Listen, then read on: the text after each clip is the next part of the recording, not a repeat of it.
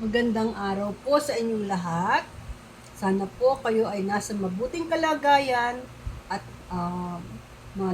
malusog ang pangatawan at masaya sa buhay. Ngayon po ay magluluto ako ng ginataang puso ng saging. Ito po ay paborito halos ng mga kababayan natin dahil unang-una mura po ang puso ng saging. Ito po ay kalahati lamang dahil marami po ang pagkanahiwa. So, hinati ko lamang po siya. At hiniwa ko na po siya ng maliliit. Pagkatapos po ay binabad ko sa asin at sa tubig para mawala po yung pakla niya. At pagka after 1 hour po, nilamas ko po sa asin tapos hinugasan ko po para maalis po yung alat niya. So, ito po yung puso ng saging. Saba po siya, saba. Dahil pag po saging po ang ginamit, yung saging lakatan or ano ba yung saging na isa, yung latundan, mapait po siya. Pero ito po ay saging na saba. Ayun po, ang ating pong mga ingredients ay bawang, sibuyas. Ang bawang po isang buo, sibuyas po ay 2 medium size lamang na ganito lamang kalaki. Ganito po kalaki. Tapos po, meron tayong, ang halo po ng puso ng saging ay baboy, at saka po daing, at hipon. Mas marami pong halo o kasamang mga ganitong ingredients para mas lalo pong masarap ang ating ginataang puso ng saging. At meron po tayong gata. Yun po ang ilalagay. Tapos ang nilalagay ko po ay bagoong.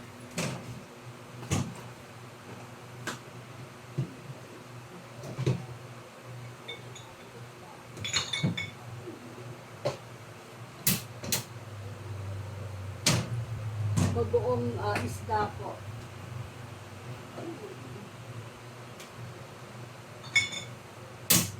Kung ayaw naman po nyo ng bagoong isda, pwede naman po ang patis. Ngayon po ay umpisahan nating iprito muna natin ang daing.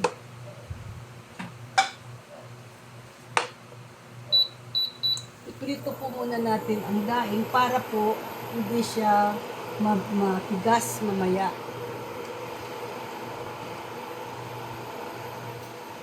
Ang gagamitin ko po ay yung used oil na po. Dahil hindi naman natin ihahalo yung mantika sa gulay mamaya. Aalisin din po natin.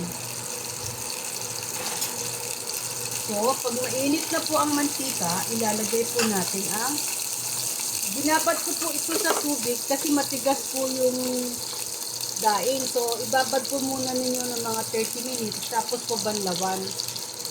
Piprito na po natin. Mainit na po ang mantika. So, prito lang po siya hanggang maluto. Tapos, ihahalo din natin siya mamaya sa ginataang puso ng saging.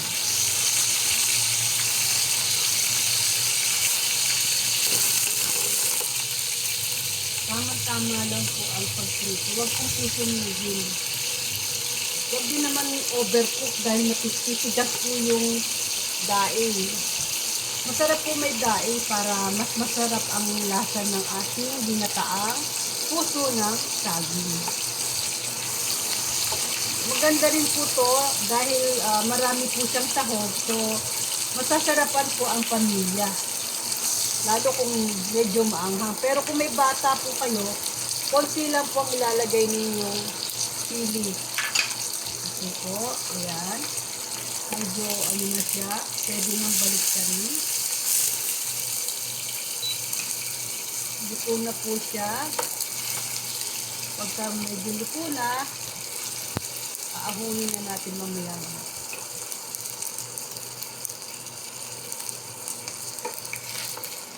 Okay po, luto ng ating daing. Salin muna natin. Tapos gugupitin po natin ang ating daing, dahil hindi pwede ilagay ng buo, gugupitin natin sa dalawa lang na piraso. Okay? Ngayon po, tayo ay mag-gigisa na. Iluluto muna natin yung baboy.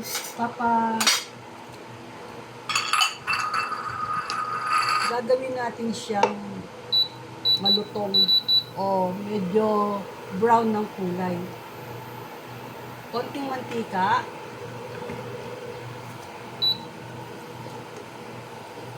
Ayan po, yung baboy. So, alam na po ninyo ang mga sahog ng ating ginataan. Baboy, sipon. Tapos, kapagka ito po ay roasted na-roast na ninyo, aahunin po natin at igigisa ang sibuyas, bawang, tapos po yung mga hipon. Pagka naigisa na po yan, ilalagay na po natin mamaya ang puso ng saging. So, roast lang natin siya ng konti. Brown lang po natin siya. Para po, konting asin lang po ang ilalagay. Konti lang. Kaya po natin nalagyan asin para may lasa po siya. Tsaka hindi tatalsik sa atin. Yan. Ipapa-brown lang po natin yung baboy. Brown, hindi naman brown na brown. Ano lang siya. Mai-prito lang ng konti. Para maalis din ang lansa.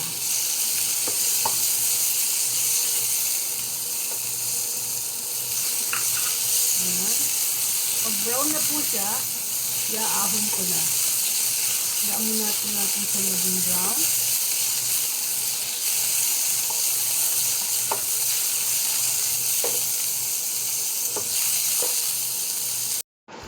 Ayan po.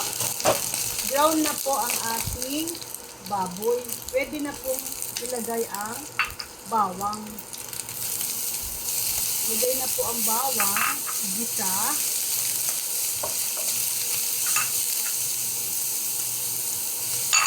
Gisa hanggang lumabas ang aroma ng ating bawang. Hindi po kailangan masyadong brown yung bawang kasi maglalasang tunog naman. Pag may aroma na po, may amoy-amoy na po siya, pwede na po ilagay ang sibuyas. Ayan po. Ayan, may aroma na po, ilagay ang sibuyas. Ayan.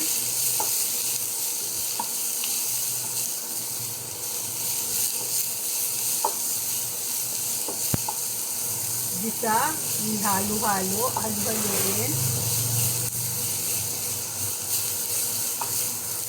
Pagka makita natin yung medyo luto na po ang sibuyas, pwede rin po ilagay ang hipon.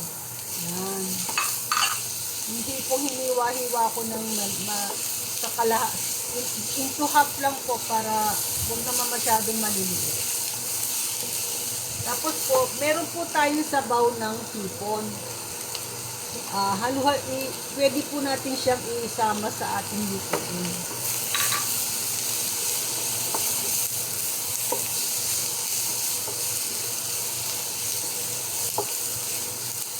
Ayan. Pwede na pong lagyan ng sabaw. Ayan. Nasabawan na ng sabaw ng hipon. Sayang kasi yung balat ng hipon, pwedeng gamitin pang sabaw. Pandagdag lasa rin yun. Tapos lalagyan po natin ng bagoong. Kung ayaw po yun ng bagoong, pwede naman pong patis.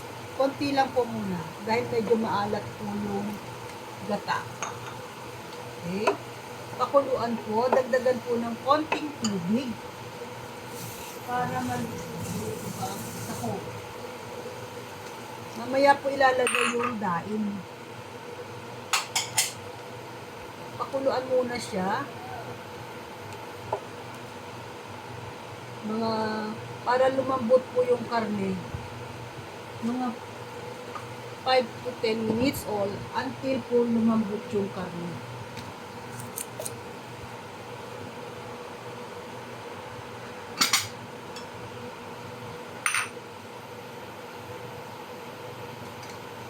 Tingnan natin. Okay? Pwede na pong ilagay ang binabad sa asin na puso ng saging. Nahugasan na po ito.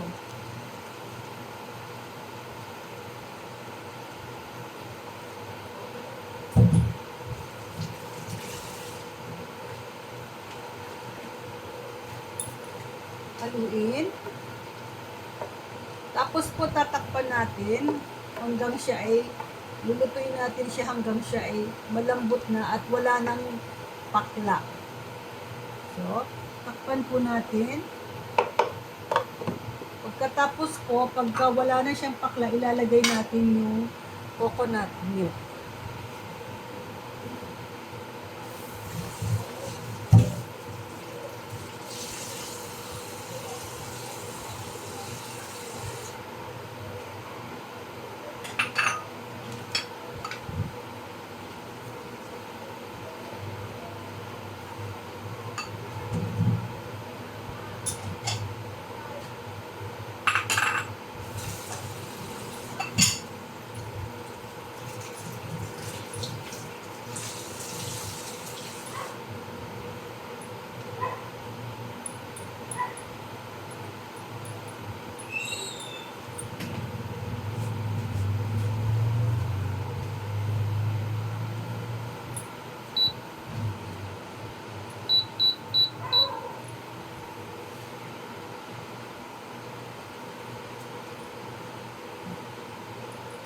Check natin, baka po siya ay malambot na. Ayan.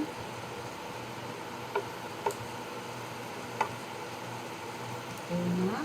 Tikman natin kung tama yung paglagay natin ng ng bagong. Okay. Okay na po siya. So, pwede na po ilagay ang gata.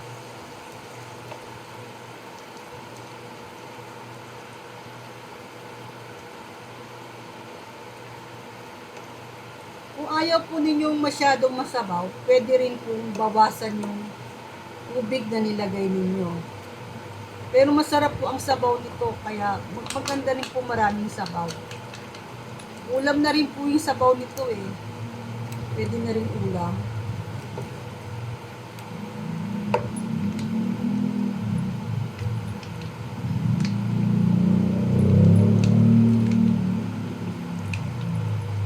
Okay. Lagyan natin po ng konting sili.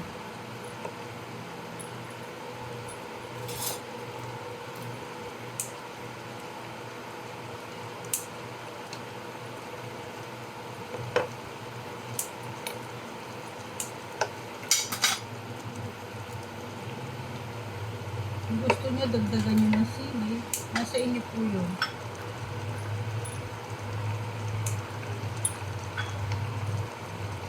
Ayan.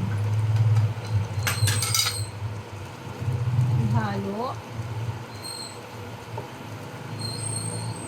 Haluin hanggang ma-incorporate po yung maihalo ng gusto ang ingredient. Pakukulan po natin siya ng mga ilang minuto o hanggang lumambot po yung puso ng saging. Pagkaluto na po siya, pwede na po ilagay ang daing. Baka kasi pag nilagay ko ngayon tong daing, baka madurog, hindi po siya maganda. Tanggalin natin ang tinik ng daing para hindi matinik yung mga kakain. Tatanggalin po ang tinik. Baka po matinik yung mga kakain tao. Dahil matalim po yung tinik nito.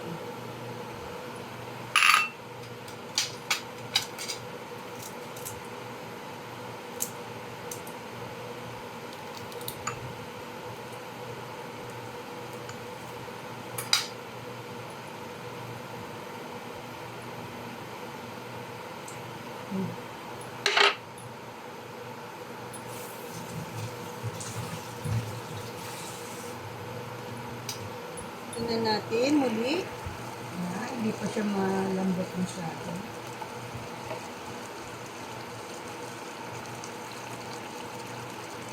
Kaya ang kumulo. After siguro 5 minutes lang po. Tikman natin. Tingnan natin kung malambot na siya. Okay. Pwede pong lagyan ng cubes. Pork cubes po. Pwede lagyan ng pork cubes. Bago natin lagyan ng patis, tikman muna natin dahil baka umalat. Dahil doon sa pork cubes. Haluin lang po. Pag malambot na po siya, medyo luto na yun. Tikman natin kung tama ang lasa.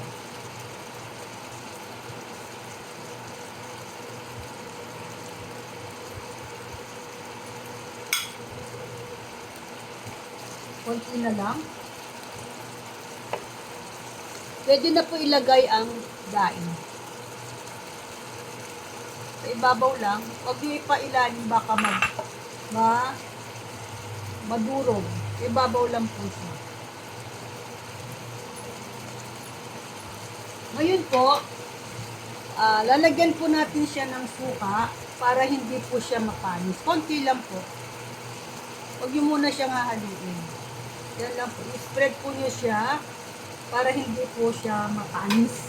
Dahil minsan hindi natin siya maubos sa isang araw, pwede pa natin siyang makain sa susunod na 2 araw. Dahil po ang suka ang nagpe-preserve sa ating binataang puso ng saging. Pag may suka po siya, hindi siya agad mapapanis. Kaya nilagyan ko po siya ng konting suka lang.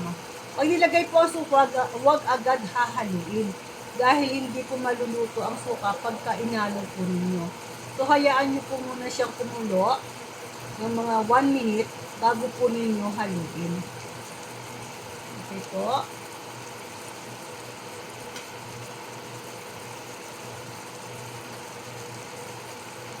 Ayan, pwede na po haluin.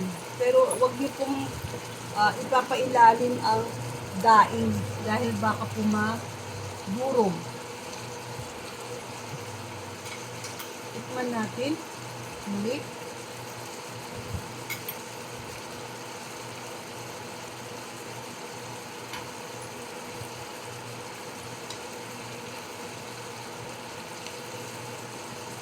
Ang lambot na kaya.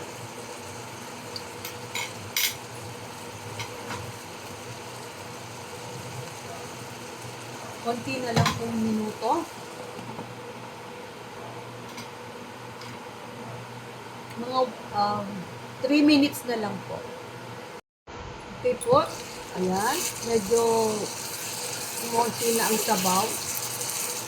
Pansin nyo, hindi ko po hinahalo ilalim kasi po madudurog yung daing. So, tikman po natin. Bawasan natin ang temperature. Tikman. Okay. Ang sarap. Lasang-lasa.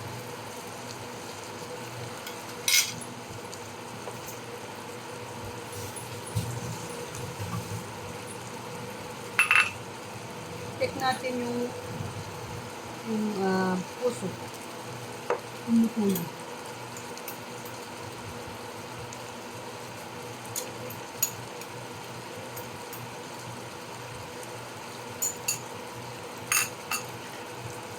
Okay naman. Pero dagdagan natin ng konting patis.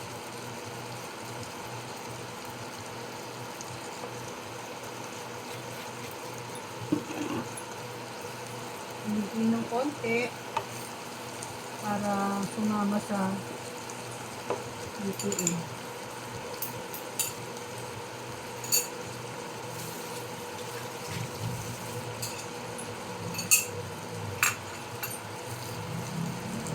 Yan, medyo binawasan ko yung tubig. Nabawasan ang tubig dahil pinakuluan natin ng husto. Tikman natin ng konti. Ayos na ang lasa. Kung gusto niyo pong may lumabas ang mantika, pwede niyo pa rin patagalin ang pagpapakulo. Pero para sa akin, tama na po yung dami ng kanyang sabaw. So, ngayon po ay luto na ang ating ginataang puso ng saging. Yan po. Matipid po ito dahil meron na po siyang karne, meron siyang isda, meron siyang hipon. Mas masarap po ito kung maanghang, pero kung may bata po kayong kakain, wag na lang po yung lagyan ng siling labuyo dahil napakaanghang, hindi pwede sa bata ang maanghang. So ngayon po, successful na naman po ang ating niluto na ginataang puso ng saging.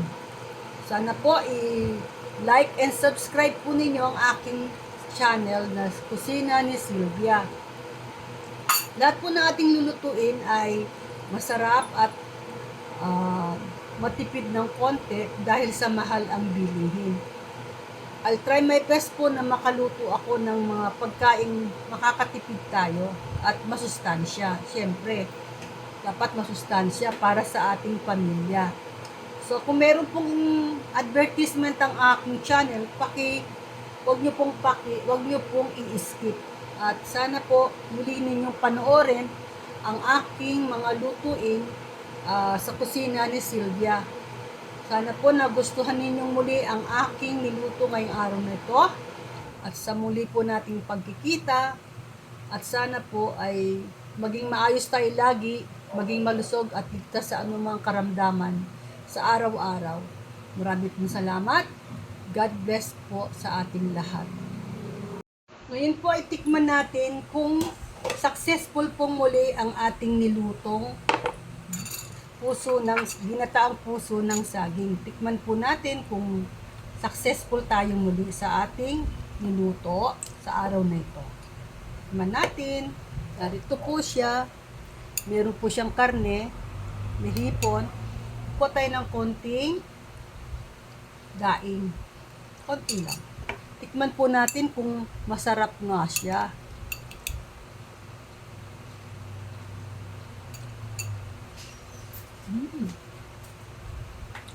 Ang sarap. Matipid tong putahe na to dahil 1 decimil din po. Ang sarap. Salamat at successful muli ang ating pagluluto sa araw na ito. Masarap po ito sa mainit na kanin. Yan po. Thank you po muli.